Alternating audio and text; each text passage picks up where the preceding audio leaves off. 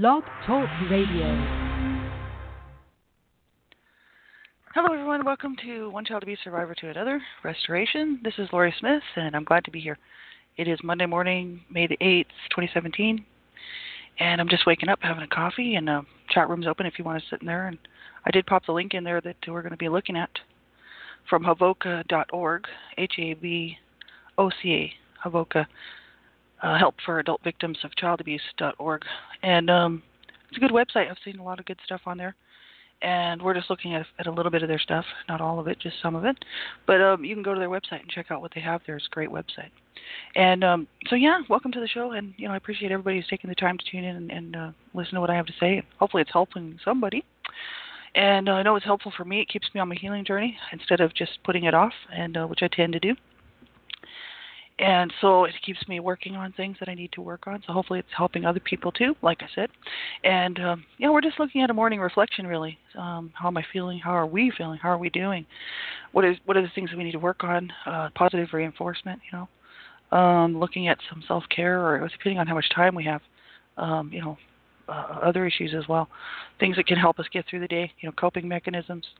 Even, you know, a small meditation for the day. It's just a half-hour show. So, yeah, listen at your own discretion. You know, if you're a survivor, make sure you're safe enough to be listening, first of all.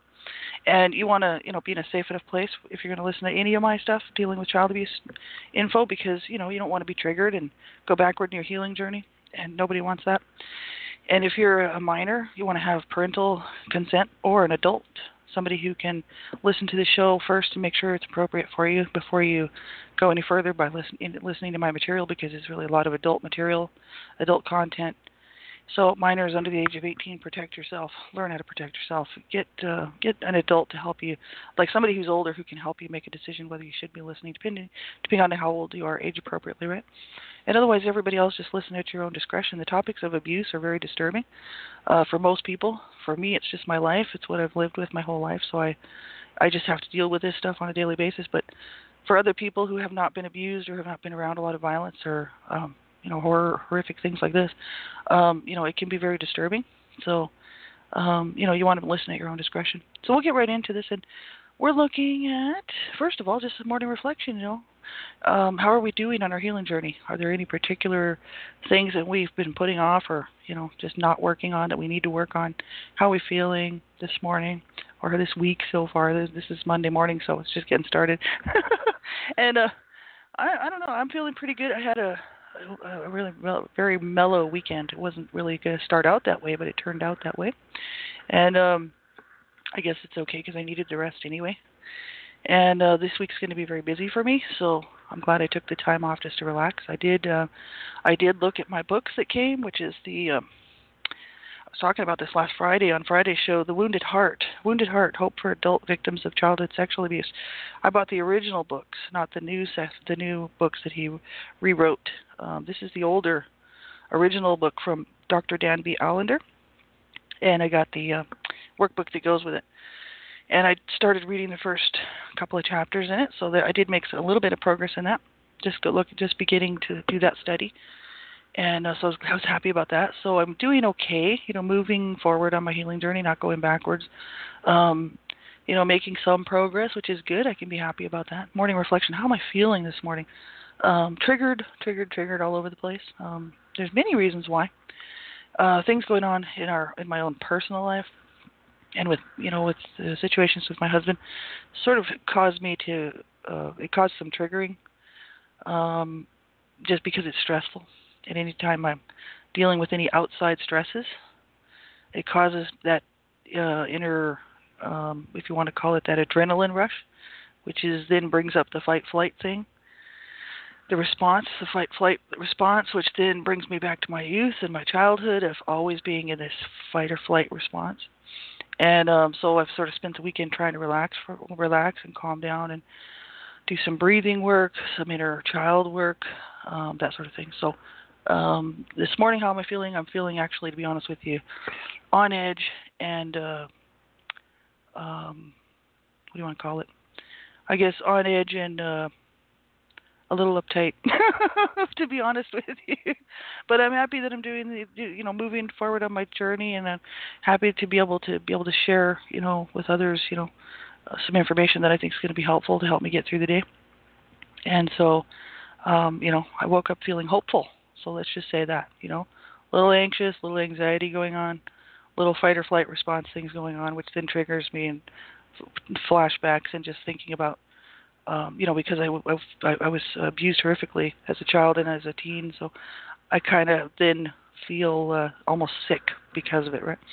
So, but I'm hopeful, and that's really the best thing. I am very hopeful, and that all will work out all right. So let's do, if a safety checklist. I always do that. If you're a survivor, you want to make sure you're safe enough to be listening. If you're not sure where to get that information, get that from ASCA, Adult Survivors of Child Abuse, a Morris Center program. They have a great workbook, Survivor to Thriver Manual. You can get their Safety First chapter. You can read the whole thing if you want to, but they have the first chapter, Safety First. It's like 60-something pages long. I read that a long, long time ago, and it was very helpful, and I'm glad that I read it. So I always encourage others to read that too, and just make sure you're safe enough to be listening. So here we go. We're looking at an acronym. This is from Havoka.org, and this lady, Cheryl, wrote up these blurbs for the letters that spell out adult survivors of sexual abuse. But she said, when she wrote this, anybody could benefit from these. It's not just dealing with child sexual abuse or sexual abuse, right? So it's just for anybody who's been abused or who's been neglected or whatever. It's not just for women. It's just for all people. So, but she just used the words adult survivors of sexual abuse to do this, right? So we're on letter U in abuse. So she says here, understand your need and love of family and find that inner peace you so desperately need. When you do, you will find only happiness in your heart. Family and friends are hidden treasures. Seek them and enjoy their riches. That's awesome. Understand your need and love of family and find that inner peace you so desperately need. When you do, you will find only happiness in your heart. And friends and family are hidden treasures. That's awesome. That's nice, when I look at that, immediately what comes to my mind is, well, that's really nice, but it doesn't work for me because I don't have very much family left, and the family that I have is my my family that I was born into really is very so dysfunctional that we can't even be in the same room together. Well, we can for a few minutes, but it doesn't last very long, and so I would say, not for everybody. That doesn't work for everybody. We have to create our own families. This is what I found out a long, long time ago. And my own family was not there for me. There was never any love or anything like that or concern or happiness in that family. There was, at times, there was a little bit of superficial stuff going on that, seemed to be okay. But down in the roots of the environment that I grew up in were just abuse. It was horrible, and so and horror and misery. So I had to make my own family through the years. And when I was young and I was a teen, it was my friends that I was hanging around with, and that was my family. And thank God we were all dysfunctional and had a lot of problems, but because we were almost all of us abused. But I needed them at the time, and I'm so glad that they were there for me. Now, my family, I have my husband, and it's I do treasure him, absolutely, because he's literally there for me. He doesn't put any demands on me.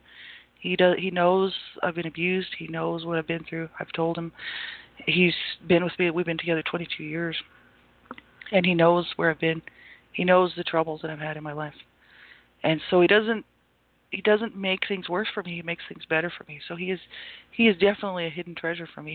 He's an open treasure for me. He's very, very good to me. But I don't have a lot of other people in my life, except for a few friends who live like wherever around the world, who are there for me. There's a couple people in the city that I live in that I know that if I was in trouble I could call. But we're not close. We're not close. So I don't have any close other people other than my husband to rely on. And so many times this is the case for survivors of abuse.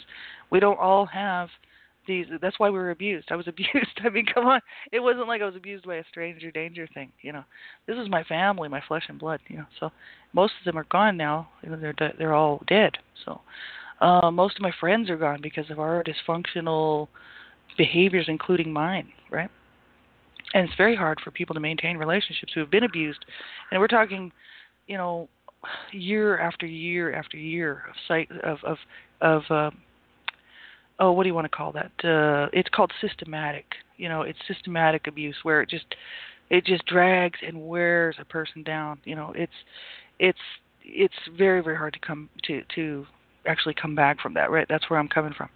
And so, family and friends, they're hidden treasures. They really are. And seek them and enjoy their riches.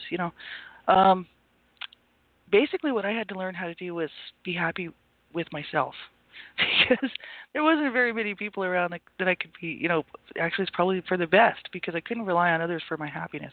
So I've had to learn how to be happy and find that inner peace with myself.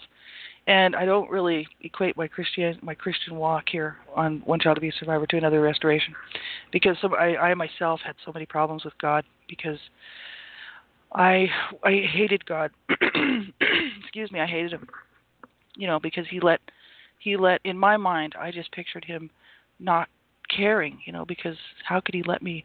How could he, not just me, but just speaking about myself? How could he let those things happen to me? And I had a real problem with God, and I talk a lot about that on most of my shows actually.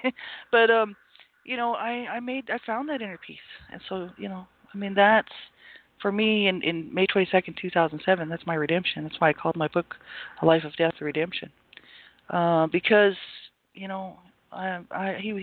God saved me in every way, but I don't equate my Christian walk with this show, so I keep it very separate.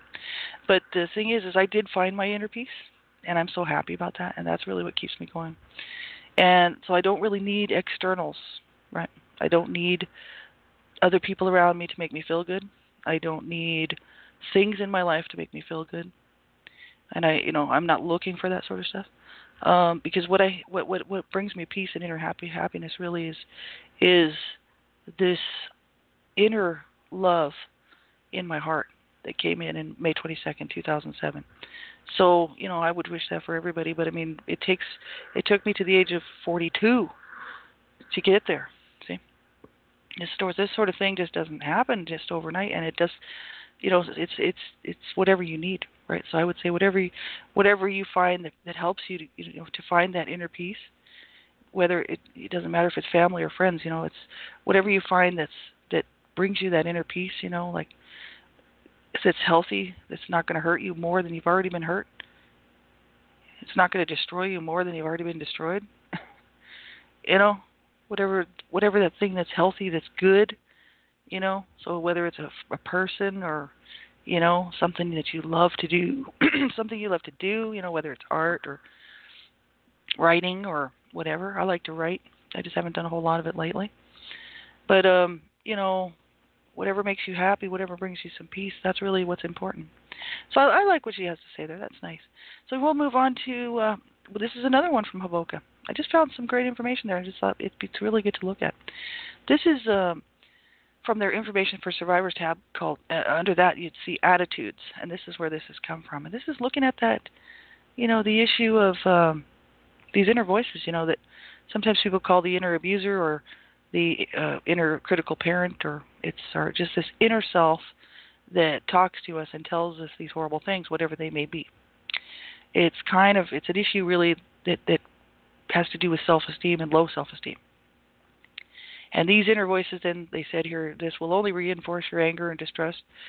It says these negative messages usually result in a very low self-esteem, and they only reinforce your anger and distrust towards yourself and others, right? And lead to feelings of depression, alienation, and isolation. These are these voices that tell us, oh, you're no good, you're whatever they're telling us.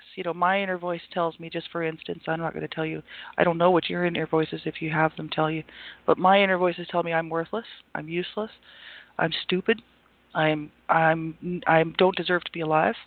I should have been dead years ago. And I should have died with the other two stillborn babies that my mother had. Didn't deserve to live. I see, in my mind's eye, my memories, along with these inner voices, the disdain on my mother's face, when she would tell me these things. These are my mother's voices, my mother's voice running around in my head, telling me all these horrible things, And then some of my other siblings, that I was just an idiot, and I was just like my brothers, just loser. I was just a loser like my brothers, just a drug user, and needed to be abused as a child, right? Needed to be beat up, needed to be beat on, right? And then my inner voice, because of my lack of ability to cope and whatnot, tells me I'm never going to make it. I am not capable of doing what other people can do, and I'm not worthy, and that I don't count, I don't match up, These are these horrible things that, if I'm having a bad day, can roll around in my head and cause all kinds of problems for myself. So what they're saying here is your self-esteem is made up of personal beliefs and messages that reflect how you value yourself. It's either high or low depending on types and beliefs of messages. So as an abused child, you developed a sense of low self-worth, possibly, right? These messages came from the adults in your life who abused you, or for whoever did, right? Even if it was just another neighbor or teacher or anybody, right? It says, so we subtly incorporate these into our belief system, they said here. So it's important to go back and and get rid of these messages. We really need to negate them. It says, so why change low self-esteem? Well, really, low self-esteem is self-abuse. It continues to victimize us and perpetuates the cycle. Yeah, see, not only was I abused as a child, I love what they have to say here. Not only was I abused as a child, but now, because I'm listening to these old messages, these old tapes that play through, I'm just continuing the cycle on. It's like this cycle that I can't get off of, but I could. I just have to change it. See, this is the issue, and I love what they have to say here. So what they did was, they said, first of all, they said, if affirmations are statements, then positive self-talk is a whole conversation, right? So they have this affirmation section. You can go there. It says, once you've studied and understood this section, close the window and return to this page. It says, now go back to the exercise you did at the beginning of the section, if you missed it here.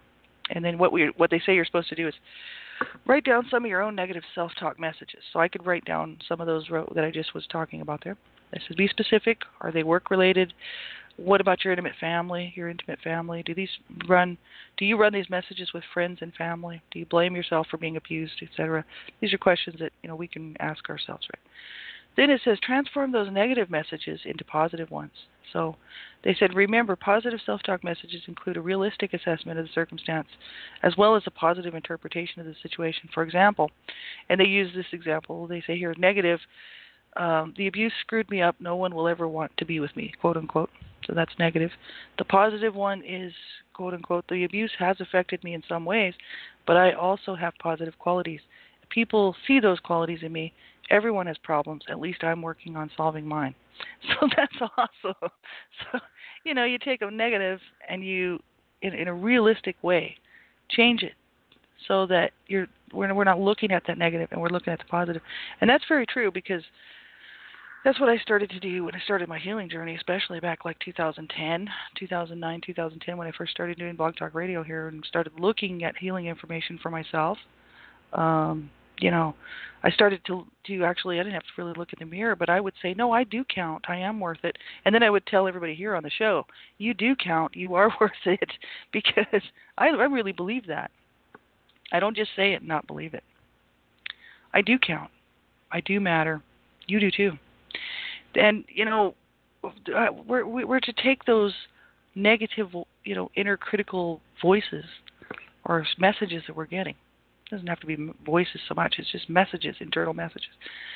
And, negate them, change them, right? So I really like that. And so that's awesome. So what they go on to talk about, another section of it is called liberation. And we'll just spend a couple minutes here. They said the most common type of negative self-talk for victims of childhood abuse is self-blame for the abuse. So they said you may be blaming yourself directly by telling yourself or others, I caused the abuse. Or it may be more subtle, such as, I was a seductive child, for instance, or if this is dealing with child sexual abuse, right? Or I was always causing trouble. Right? Self-blame perpetuates feelings of depression, anger, shame, and low self-esteem. So they said here, if you believe you are somehow to blame for the abuse, then healing will be very difficult. They said to break the pattern of self-blame, you need to let yourself off of the hook. So I really like that. They said you can do this by telling yourself that you weren't to blame for the abuse. And you were a child at the time, right? There's no justification for an adult to abuse a child. And this is why today child abuse is against the law. So that's very true.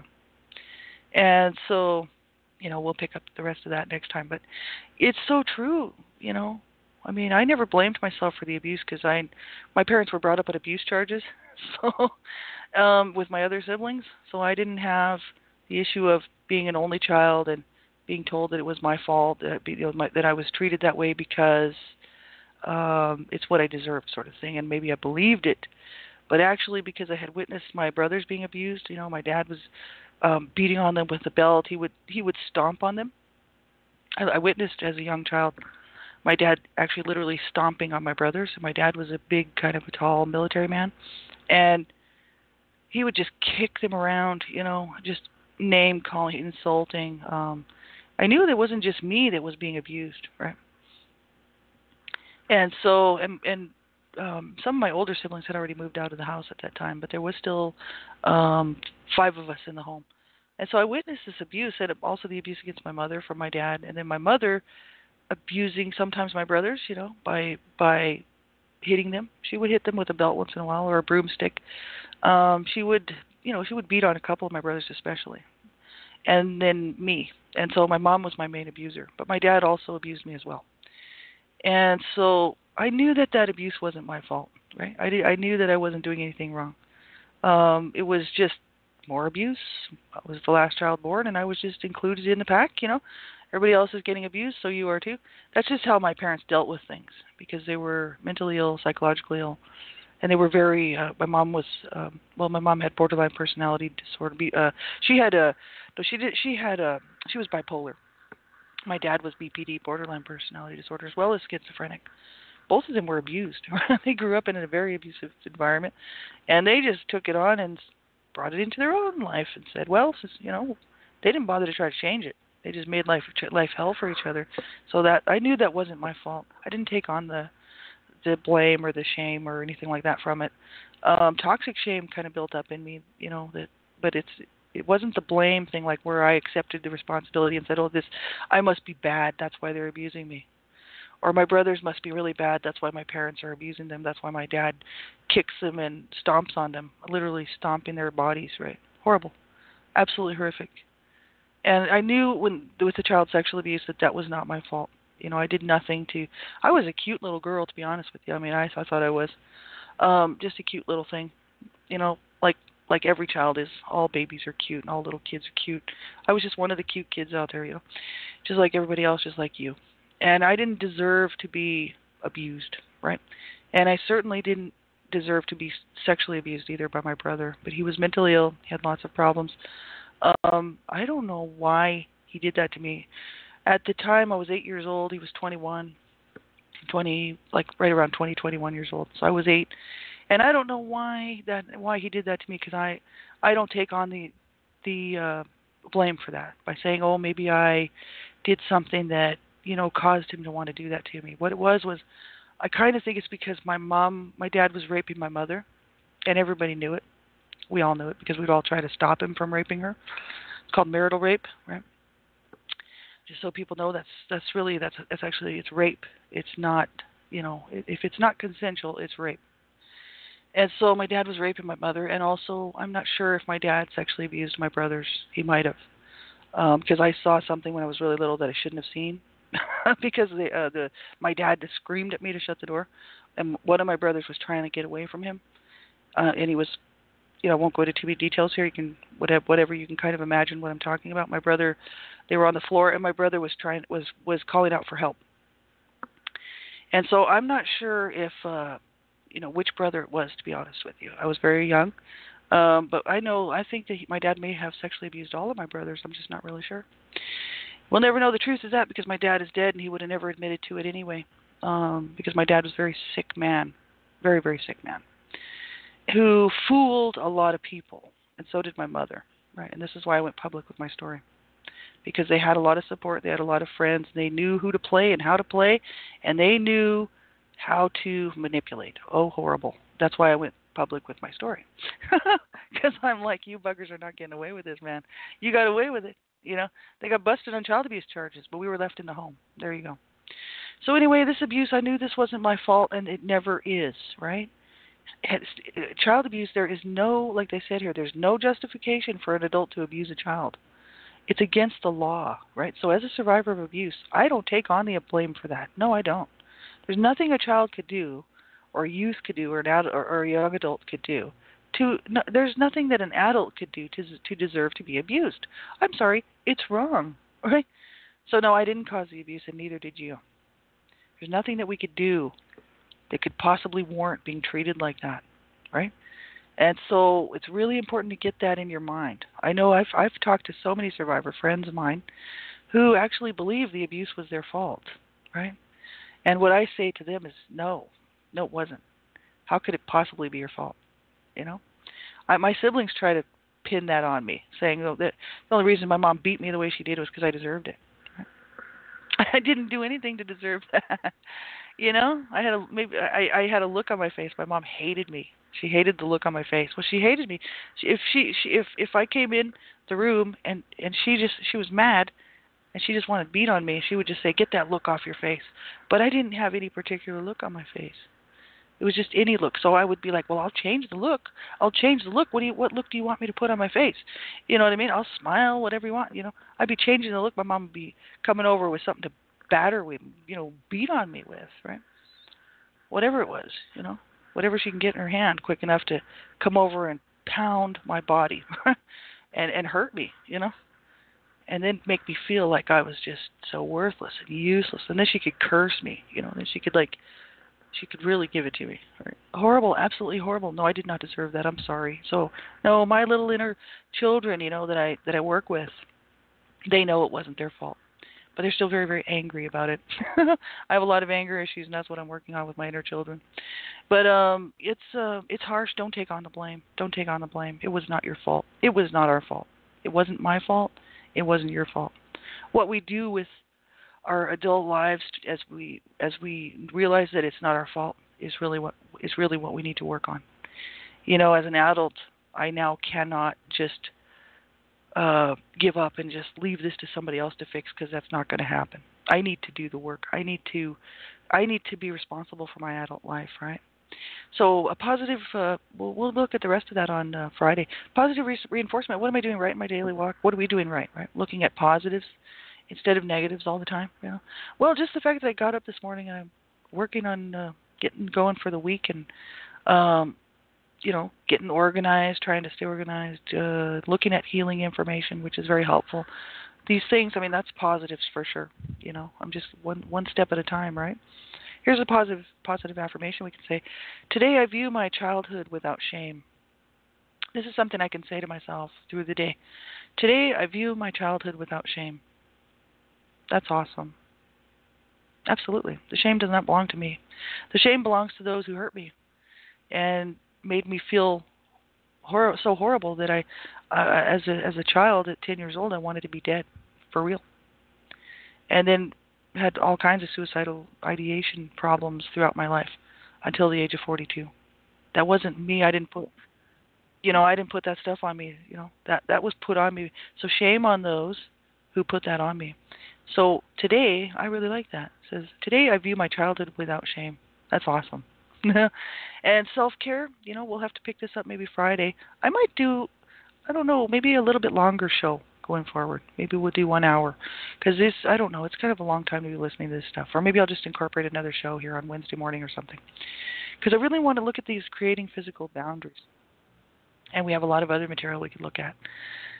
And there's so much to look at, really. So we have about a minute left. I just want to do a brainy quote. I love these. And it says, "It is during our darkest moments that we must focus to see the light."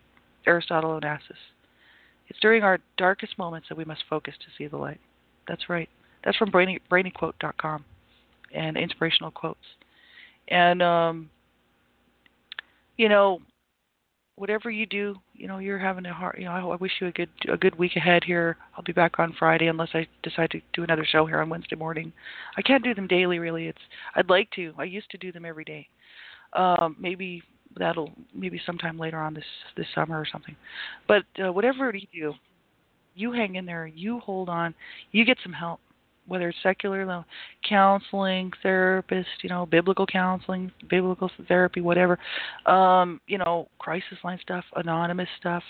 But whatever you do, you reach out and you get some help. You do not be destroyed by your past. Do not let this abuse destroy you, because that was my motto, my mantra, I guess. I guess I would say is that because I wake up every day that I wake up, it's a slap in my abuser's face every single day, because I'm still here. They couldn't destroy me, and they couldn't get me to destroy myself, right? So they tried really hard, right? They really worked overtime at it, man. But they couldn't do it. And so because I wake up every day and I'm doing good and I'm moving forward on my healing journey and, making a little progress here and there, that's my victory, right? And so I would wish that for you. That's why you're having a hard time. You call a crisis line. You call somebody, but you make sure you make a phone call. You get some help. And don't suffer on your own. And until Friday or the next show, I wish you a really good day. Take good care of yourselves. Be good to yourself. Be kind to yourself. Be loving to yourself. You so deserve it. So do I. Have a good day. Bye-bye.